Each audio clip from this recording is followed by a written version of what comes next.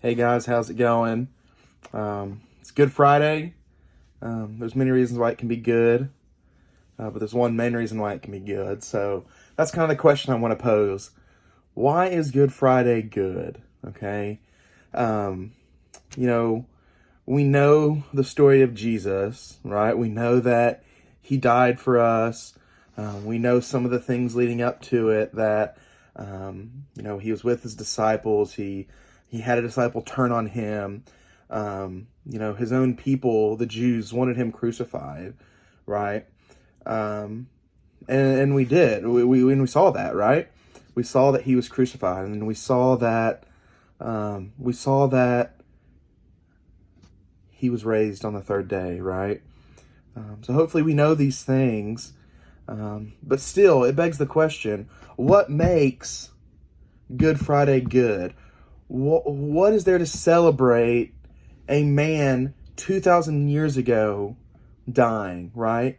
Is it something to celebrate? Is it something that makes a day good? Do we remember a day of a man being crucified as good?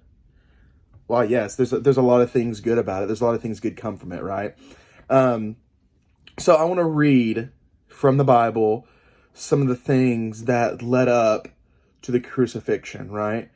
And reading it, it doesn't seem very good, right? But we'll get there, okay? So in Luke 22:54 through Luke 23:25, I know it's a lot, but it's good for us to read. So I'm reading from the NLT today. So it says in verse 22:54 of Luke, it says, "So they arrested him and led him to the high priest's home, and Peter followed at a distance. The guards lit a fire in the middle of the courtyard and sat around it, and Peter joined them there. A servant girl noticed him in the firelight and began staring at him. Finally, she said, 'This man was one of Jesus' followers.' But Peter denied it. 'Woman,' he said, 'I don't even know him.' After a while, someone else looked at him and said, 'You must be one of them.' 'No, man, I am not,' Peter retorted. About an hour later, someone else insisted, 'This must be one of them, because he is a Galilean too.' But Peter said, 'Man, I don't know what you are talking about.' And immediately, while he was still speaking, the rooster crowed." Which, this is one of the parts of the story where Jesus, predicted, he knew beforehand that this was going to happen, that Peter was going to deny him, right? And then in 61 it says, "At that moment, the Lord turned and looked at Peter.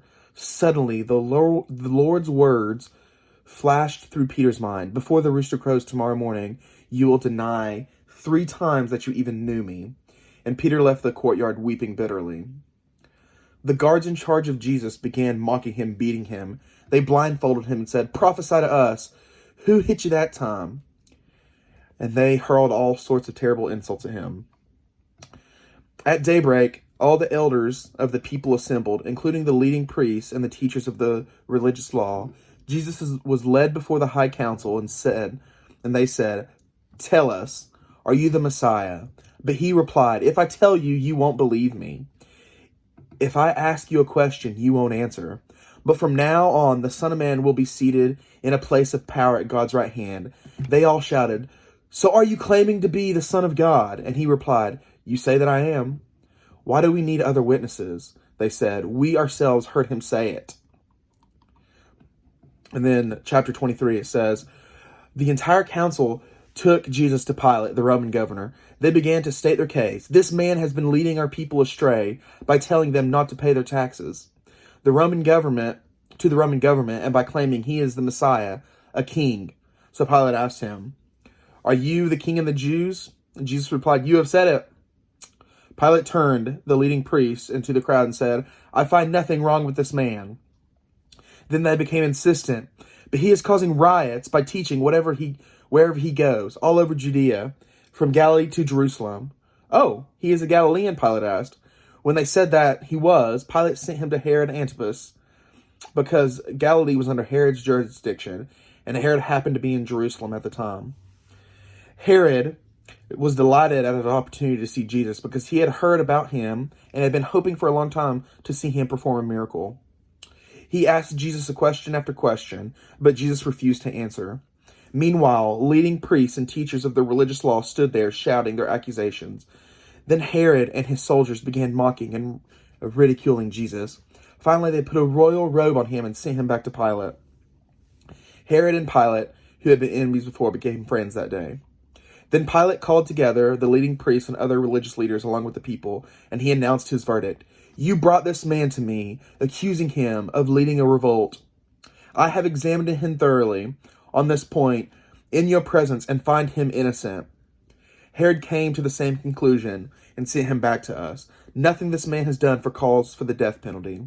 So I will have him flogged, and then I will release him. Then a mighty roar rose from the crowd.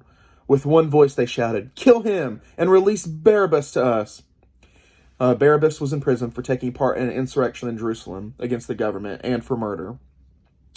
Pilate argued with them because he wanted to release Jesus, but they kept shouting, Crucify him, crucify him. For the third time he demanded, Why? What crime has he committed? I found no reason to sentence him to death. So I will have him flogged and then I will release him. But the mob shouted louder and louder, demanding that Jesus be crucified, and their voices prevailed. So Pilate sentenced Jesus to die as they demanded, and as they had requested, he released Barabbas, the man in prison for insurrection and for murder. And he turned Jesus over to them as they had wished. So those are some of the events leading up to the crucifixion, right? He had his disciples denying him, right? He had his own people wanting him dead over a murderer, right? We see him flogged. We see him put on a robe and question his deity, right? Question that he is God, telling him to, prophesy what's going to happen, who's hitting you. And we call this day good, right? And why do we call this day good? Well, we see later that the grave does not hold Jesus. We see that he rises, and he rises in defeating all of sin, right? Defeating all the sin of the entire world ever. He took upon himself, was in the grave for 3 days, right? Just so that we can have a relationship with him and that we can have access to God. We don't need priests, right? We don't need anything else other than what Jesus did that day, right? We have wonderful people in our lives like pastors and teachers and books and other things, but Jesus that day, because of his crucifixion and because he was able to overcome sin and death, we were able to have that relationship, right? We were able to go to heaven. We're able to love others like Jesus loved. We are able to have the power of the Holy Spirit in our own lives because of what Jesus did that day. It may not seem like a good day, but because of the power of Jesus, it is the most important day in the history of humanity. Okay? So, to wrap things up, 1 Peter 3:18, it says, For Christ died for sins once and for all, the righteous and for the unrighteous, to bring you to God. He was put to death in the body, but made alive by the Spirit, right? And we are made alive by that same power, right? It was a good day, and it was a good day because of what Jesus did on that cross and what he did after that. So, I love you guys. I hope you have a good Easter. Spend some more time with your families. Check out the Easter lessons in the Easter sermon, and just remember that we have this opportunity to become closer to God, and just keep connecting with each other and with us. And I just hope you see how good this Good Friday is. So I'll see you guys later.